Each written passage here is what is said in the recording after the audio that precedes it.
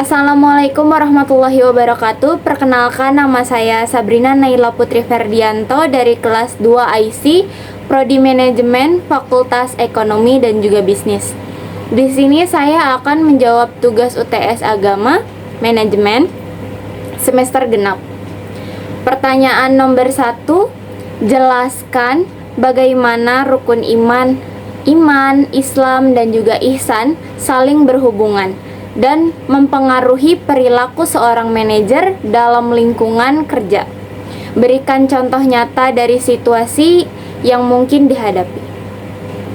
Jawabannya, menurut sumber Al-Ghazali 2011 dan juga Hasan 2020, rukun iman, Islam, dan ihsan membentuk fondasi keyakinan, praktik, dan juga etika dalam Islam.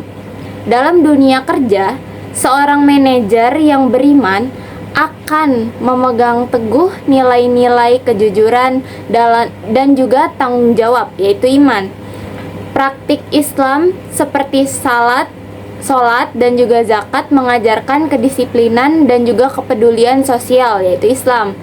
Ihsan yaitu berbuat baik dengan sepenuh hati, mendorong manajer untuk selalu memberikan yang terbaik dan memperlakukan karyawan dengan adil. Contohnya, seorang manajer yang menerapkan prinsip ihsan akan memastikan kesejahteraan karyawannya dan juga menciptakan lingkungan kerja yang etis. Pertanyaan nomor 2, jelaskan doktrin kepercayaan dalam Islam. Apa implikasinya terhadap interaksi antar agama dalam konteks manajemen?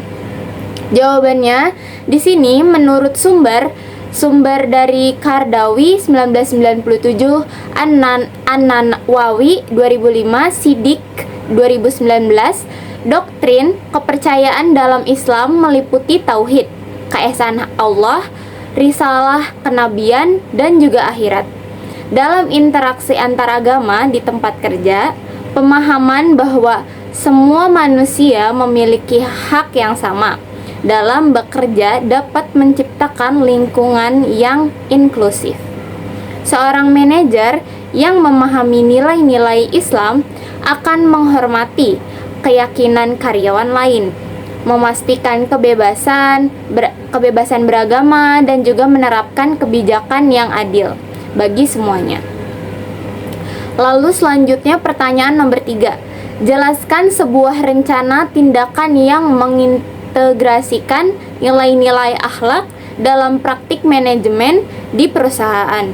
Apa langkah-langkah yang perlu diambil untuk menerapkan nilai-nilai tersebut?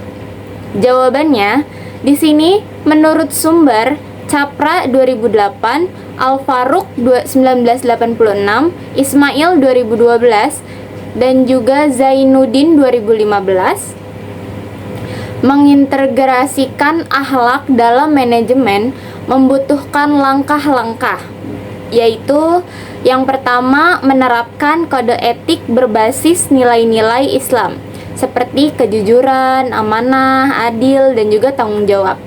Kode etik ini berfungsi sebagai pedoman dalam pengambilan keputusan dan juga perilaku karyawan di perusahaan. Yang kedua, melakukan pelatihan etika kerja untuk karyawan, termasuk pelatihan mengenai kepemimpinan Islami dan juga tanggung jawab sosial perusahaan.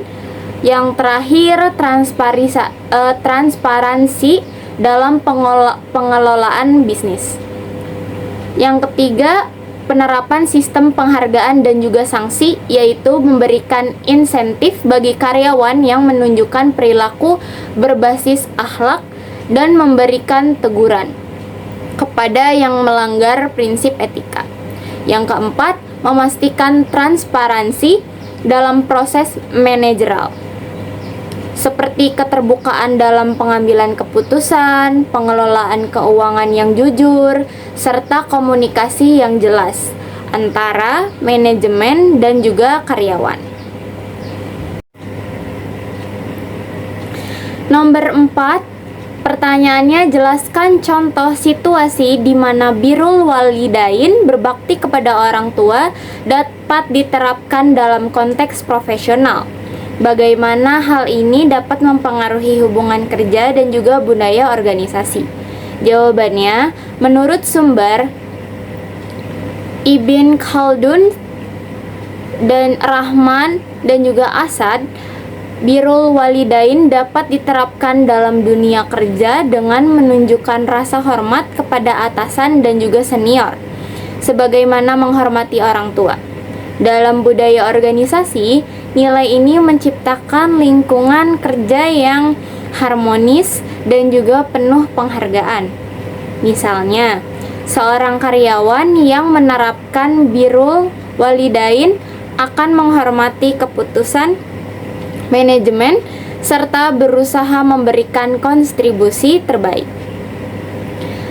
Lalu selanjutnya pertanyaan nomor 5, identifikasi dan juga jelaskan 3 sumber ajaran Islam yang paling relevan untuk pengambilan keputusan dalam manajemen.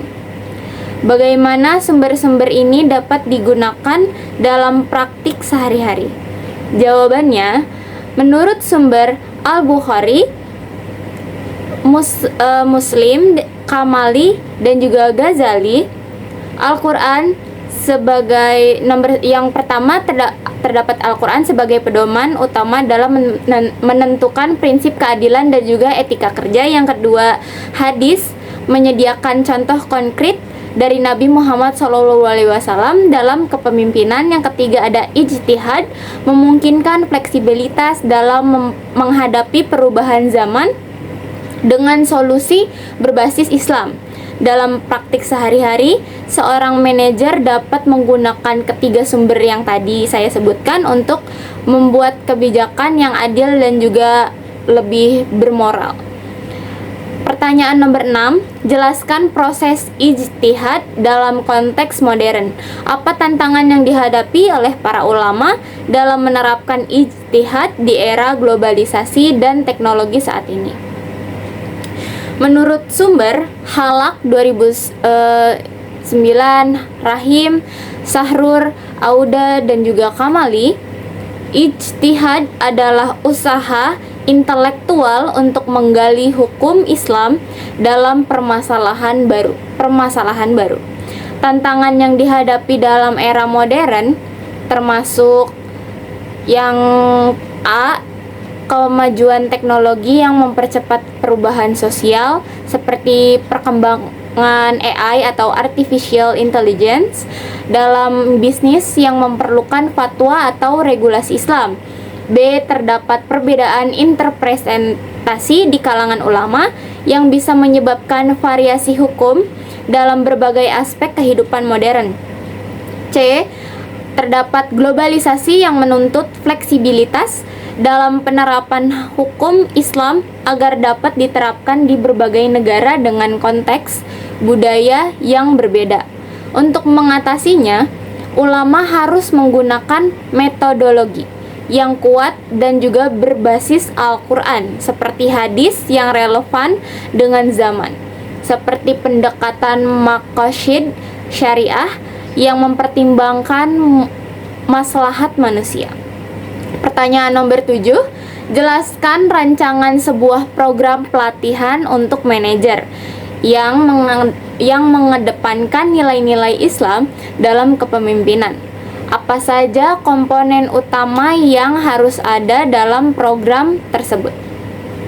Jawabannya, menurut sumber Bikun, Bas, dan juga Qut, dan juga Wat, dan juga Safi, dan juga Nasr, program pelatihan untuk manajer berbasis nilai Islam harus mencakup: yang pertama, terdapat pemahaman dasar kepemimpinan dalam Islam, mencakup sifat-sifat pemimpin Islam seperti sidik, yaitu jujur, amanah, yaitu terpercaya, fatonah, yang artinya cerdas, dan juga tablik, yaitu komunikatif.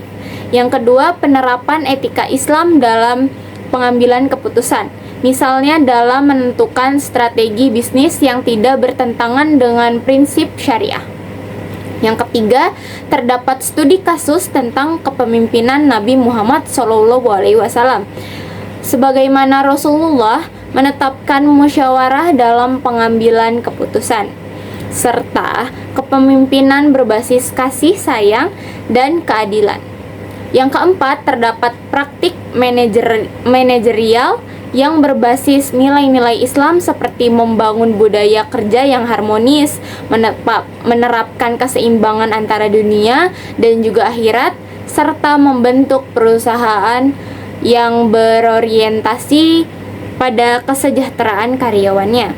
Yang kelima, evaluasi dan juga pembinaan dengan menerapkan sistem mentoring antara pemimpin dan juga karyawan agar prinsip-prinsip Islam tetap dijalankan dengan baik di dalam organisasi. Pertanyaan nomor 8, jelaskan bagaimana pemahaman tentang rukun agama dapat membantu seorang manajer dalam membangun tim yang solid dan juga harmonis. Apa saja strategi yang dapat diterapkan untuk mencapai tujuan tersebut? Jawabannya di sini menurut sumber Mir, Metcalf, Abbas, Yusuf, dan juga Sidik, seorang manajer dapat membangun tim yang harmonis dengan menerapkan prinsip yang pertama terdapat iman, menumbuhkan kepercayaan dalam tim. Yang kedua, Islam, mendorong kedisiplinan juga tanggung jawab. Yang ketiga, ihsan, memastikan kerjasama yang penuh keadilan dan juga kepedulian. Yang keempat, strategi yang dapat diterapkan termasuk komunikasi terbuka, pelatihan kepemimpinan berbasis Islam, dan juga budaya kerja yang menghargai keberagaman. Wallahu a'lam bishawab. Semoga bermanfaat. Sekian dari saya. Wassalamualaikum warahmatullahi wabarakatuh.